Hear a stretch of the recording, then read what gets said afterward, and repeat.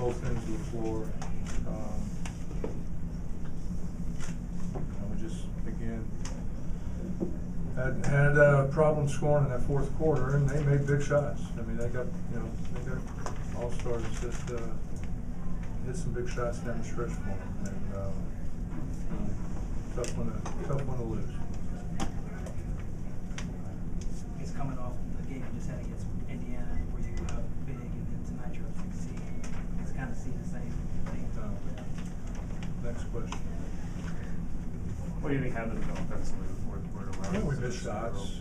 We didn't get the ball inside. I mean, that we have to have an understanding. We played one way, all right, up until this trade, all right, and now we got to break that. I mean, the ball's got to get inside more, inside out. We got guys that'll pass the ball back out. The ball's got to go inside more than it does, and especially when it gets down to crunch time.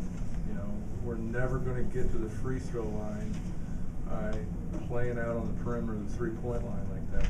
And we don't get anything thrusted to the basket, which for us needs to be the ball in the post. Brandon, you're down 3, John, 1 for 9 shooting. You see the guy that was. No, I mean, hey, at that time, I think the ball got passed around 4 or 5 times. He had to take a shot at me in there. There was multiple options. They played it well, and we couldn't convert. The thing that we just right now in the being young, I don't know what it is. There's a 50-50 ball between Book and Josh Smith that we get called for a foul. It just blows my mind. I mean, that foul's not called in the first 30 seconds of the game, let alone the last minute. And that's what's tough for those guys. I mean, it's a 50-50 ball that they're both jumping for.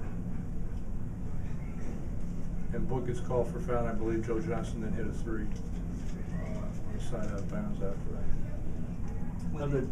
Of the job Singleton did on Joe Johnson tonight, what do you take for his improvements?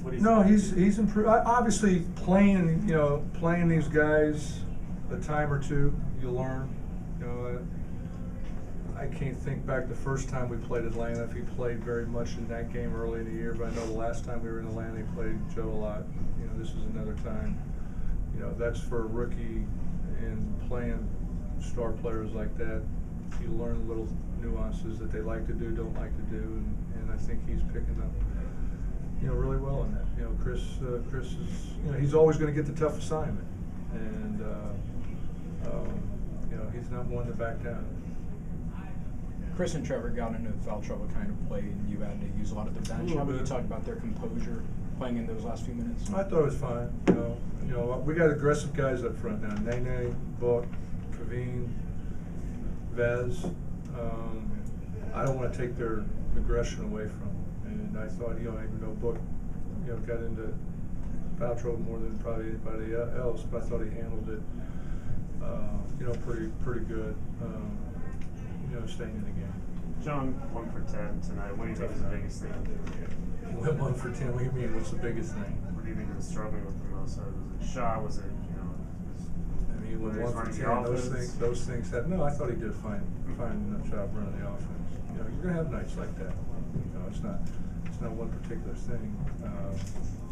He's got to bounce back tomorrow. The good thing about this is we got another one tomorrow and then another one on Monday. So, not that we're going to sleep very much anyway.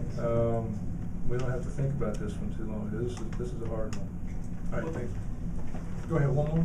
I want to know what you take away from these last 2 games. Well, I mean, hey, we're competing, guys, against quality playoff teams. And that's what I want our guys to continue to do. I mean, this is our playoffs. And they have been kind of playoff atmosphere games these last 2 games. And you know what? We pocket the good and the bad and learn from it. And as we move forward the next year, these kids get older and older. This is going to be stuff they draw back on. And then they're going to be in that position kicking somebody else's butt.